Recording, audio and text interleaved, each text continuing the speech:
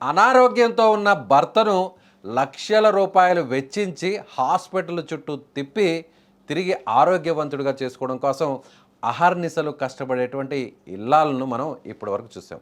కానీ ఈ ఘటనలో మాత్రం అనారోగ్యంతో ఉన్న భర్తకు ఇన్సూరెన్స్ చేయించి మరీ హత్య చేసినటువంటి ఘటన ఇప్పుడు వెలుగులోకి వచ్చింది. అనారోగ్యంతో ఉన్న భర్తను కంటికి రెప్పలా చూసుకోవాల్సిన భార్య భర్త పేరు మీద బీమా డబ్బులకు ఆశపడింది. అనారోగ్యంతో బాధపడుతున్న భర్త రోజులు గడుస్తున్నా చనిపోకపోవడంతో చంపేసి మరీ రోడ్డు ప్రమాదంగా చిత్రీకరించిన ఘటన ఇప్పుడు కలకలం రేపుతోంది. ఖమ్మం నగరానికి చెందిన చాగంటి రవి ఆటో డ్రైవర్. ఆయనకు భార్య ప్రశాంతి ఉంది. రవి తాగుడుకు పూర్తిగా బానిసై అనారోగ్యం పాలయ్యాడు.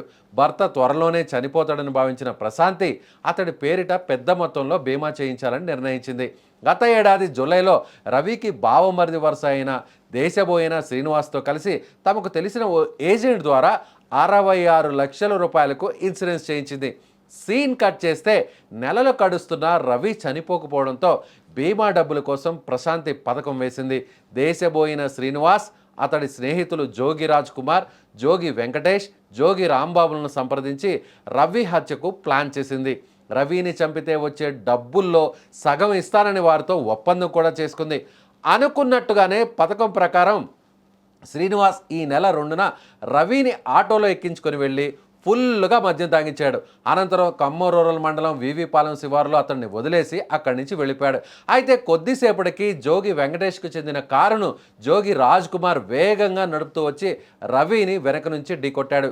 ఈ సంఘటన సమయంలో ఆ రోడ్డులో ఎవరైనా వస్తున్నారా అని గమనించేందుకు జోగి రాంబాబును కాపలా పెట్టారు. ఘటన తర్వాత రాజ్ కుమార్ ఆ కారును ఖమ్మం రూరల్ మండలంలోని తనగంపాడు గ్రామంలోని వెంకటేష్కు మిత్రుడైన సురేష్ ఇంటి వద్ద ఉంచాడు. కారు ప్రమాదానికి గురైందని తర్వాత వచ్చి తీసుకెళ్తానని చెప్పి వెళ్ళిపోయాడు. వీవీపాలెం శివారులో అనుమానాస్పద స్థితిలో ఓ వ్యక్తి మృతి చెందాడని తెలుసుకున్న పోలీసులు మృతదేహాన్ని జిల్లా హాస్పిటల్కు తరలించారు. బంధువులు ఇచ్చిన ఫిర్యాదుతో విచారణ చేపట్టిన పోలీసులు సాంకేతిక ఆధారాలతో కేసును ఛేదించారు. రవి భార్య ప్రశాంతే హత్యకు కుట్ర పన్నిందని తేల్చేశారు.